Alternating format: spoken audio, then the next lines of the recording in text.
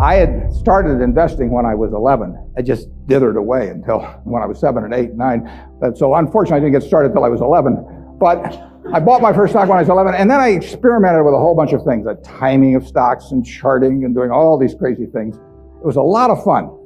Profitless, but a lot of fun. And I did that until I was 19. And I read all the books on investing in the public library and I ate it up. It was fascinating to me, but I had no framework.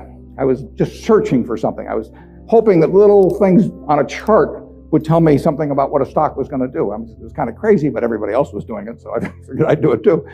Sometimes you'd turn the chart upside down, it still wouldn't help. Then in 1949, I read The Intelligent Investor by Ben Graham. I'd never heard of him up till then. And there are really only 2 chapters in that book that are the key to it. But they set my philosophical framework for investing in 3 ways. They're so basic and so simple, it's hard to understand how they could be that important, but the 10 Commandments are simple. The first is that a stock is part of a business. I mean, you can't think of a stock as something different. You value a business, and then you divide by the shares outstanding. But what you have to think about is what kind of a business are you getting into, what are its economic characteristics, who are its competitors, what's its management like, all of these things that relate to a business instead of a little ticker symbol. I used to know when I was 11 or 12 the ticker symbols of every company virtually on the New York Stock Exchange. I could mark the boards at Harris Upham, but I didn't know anything. I mean, I knew that X was U.S. Steel and T was AT&T and so on, but I didn't know anything. I didn't know what was behind them. So I had to start looking at these little symbols or these little names in the paper as businesses and decide, how do you value a business? What counts? The second thing in the book is that Graham gives you a marvelous set point in terms of how the investor should react to stock market fluctuations. He talks about his mythical Mr. Market in chapter 8. And there's been no better thing written in terms of the investor's attitude toward stock prices. Most people react the wrong way to stock prices. I mean, they feel good when their stocks go up, they feel bad when they go down. They think the stock market is there to instruct them. And Mr. Market is this partner you have in investing. He's a remarkably obliging partner. This guy comes around every day and he tells you what he'll pay you for your interest in the business or what he'll sell you more at the same price. Nobody ever does that in private business. If you and I owned a gas station together, and I said, every day I want you to come in and offer me your half interest in the station, and I can either buy your half or sell you my half at the same price, and you have to come in every day and do it, you'd be at a terrible disadvantage. And you'd be at a particular disadvantage if you're Mr. Market in the market, because Mr. Market, our friend in the market who obligingly gives you those figures every day, different figures at the end of the day and the start of the day, but he's naming a price at which you'll either buy or sell. The beautiful thing about him is that this guy is an alcoholic manic depressive. I mean, he is as unsound as they come. He wanders around all day, and looks at the crazy things, and he's going to name all kinds of crazy prices. And you don't have to pay any attention to him, except when it's to your advantage to do so. If that's once a year, if it's once every 5 years, it's one stock out of 3,000. All you have to do is sit there. You have no moral responsibility to this jerk. He is naming these numbers. You didn't ask him to, but he's doing it. And all you have to do is pick the one time when he is particularly depressed or particularly manic or particularly drunk or whatever it may be. And the market will be all of those things. And you take advantage of it. And that's what's remarkable about stocks, if you think about it, is that if you look at the high and low on all of these American companies for the last year, you'll see case after case after case where the high is twice the low. Now that's for a sound American business, is running along, paying people, selling goods, and so on. If you go out and look at farmland 10 miles from here, there's no way in the world over a year that the farmland is going to range in value from X to 2X. It maybe go from X to 110% of X or vice versa. If you look at an apartment house near here and figures on essentially apartment houses like that over a year, it won't move 10% in a given year. But here are the finest of American businesses, and people just name these numbers that go all over the place. And you don't have to play, except when you want to. That's the important thing, and that's what Graham tells you. The market isn't there to instruct you, to tell you anything. The market is there just basically to serve you when you want it to serve you. One of the most important things to remember in stocks, very hard to do, but people have all these feelings about it. The stock doesn't know you own it. You're sitting there with these certificates for Berkshire. the company doesn't even know you own it, and the stock doesn't. It's trading now and they don't know you own it. So it has no feelings about you. I mean, you've got all these feelings about it, but it's just part of a business. If Berkshire is worth 75,000 times 1.5 million shares, roughly 110 billion or something like that, it's a good investment. If it isn't, it's a lousy investment, and you have to value the business. And Graham, it's amazing, but people don't do that in Wall Street. You hear price targets or that kind of thing, but you'd see no one write a paper that says, here is the nature of this business over the next 20 years. What should that business sell for? Forget about what it's selling for. In fact, one of the things I always like to do when I'm looking at investments is I like to look at them without knowing the price. Because if you see the price, it automatically has some influence on you. If you just sit down with the reports, if I get an idea about looking up a company and I get the 10Ks and so on, I would rather not know the price because I'd rather value it without knowing the price. When I used to handicap horses when I was a kid, one of the things I would do is I'd get the racing form ahead of time. And if there were 9 horses in a race, we'll say, obviously the probabilities of each one winning the race had to add up to 100%. I mean, one horse was going to win the race absent a dead heat or all of them dropping dead on the backstretch. So if you went through the racing form and I would look at the 3rd race at Hialeah, I would try to figure out the percentage chance of each horse winning the race, and that had to add to 100%. Then I would compare those percentages to the odds. But first of all, I wouldn't look at the odds first. I would look at the past performance and all of that thing first. Stock market's the same way. Third thing in Graham's book is the margin of safety. If you come up to a bridge and it says capacity 10,000 pounds and you're driving a 9,800 pound truck, you drive down further and find another bridge. I mean, nobody knows exactly what that capacity is, and sign may have been put up 3 years ago. So you always leave a margin of safety.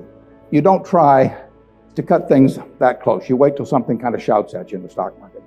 And with those 3 principles, you can build all kinds of structures on that. But that's the foundation. And if you've got that in mind, and that's in the Intelligent Investor, I've never found anything that remotely compares with it.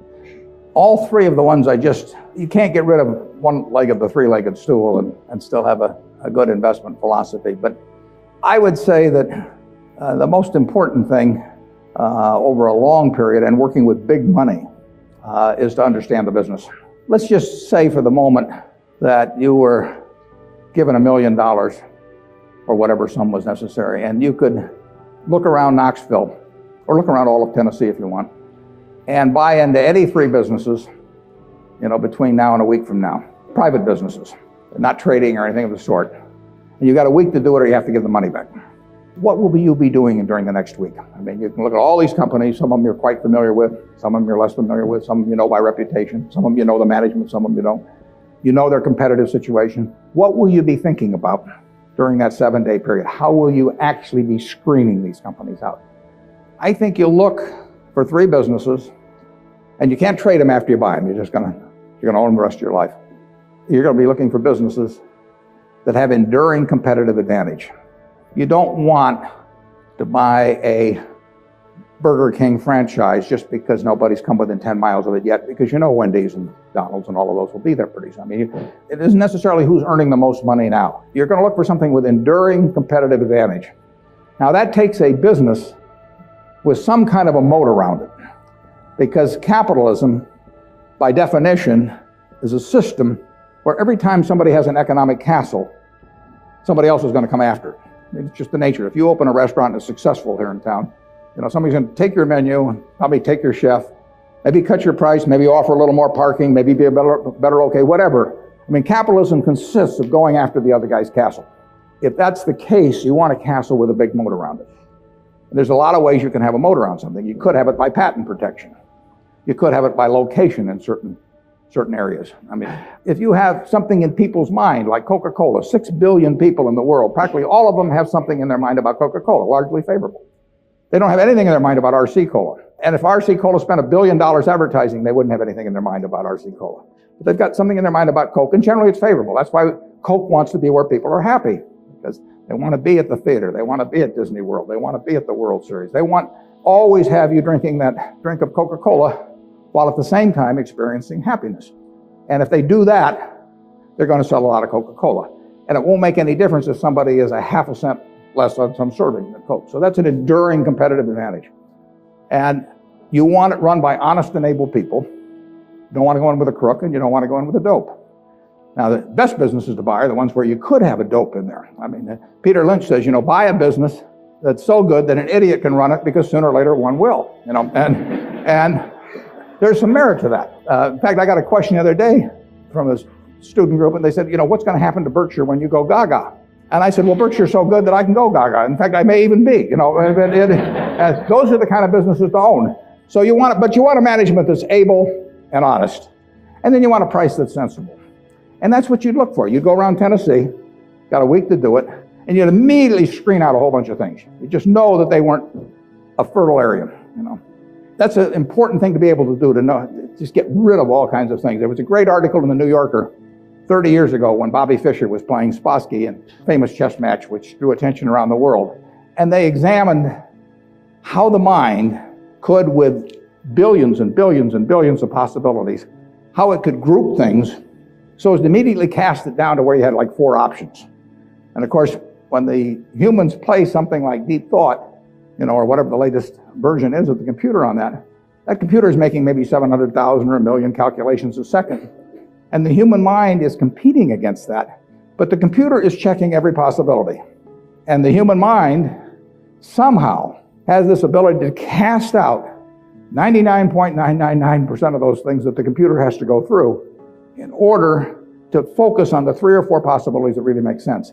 And investing's a lot like that. It's not that tough because there aren't that many companies, but you want to cast out all kinds of things.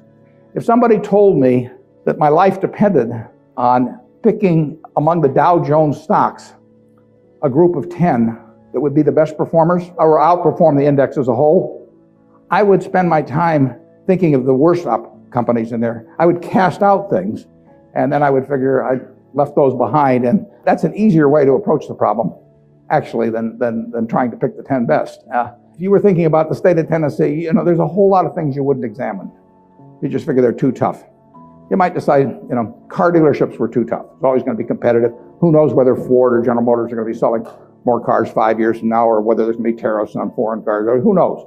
So you just say, I'll give up on car dealers. I'll think about something else. And that approach that you use there is the same approach you really want to bring to the stock market. You've got 3,000 companies tonight you can look at on the New York Stock Exchange. There's a valuation on every one of them. It'll change tomorrow. You don't have to play. Once a year, if you have 5 good ideas in your lifetime, you get very rich.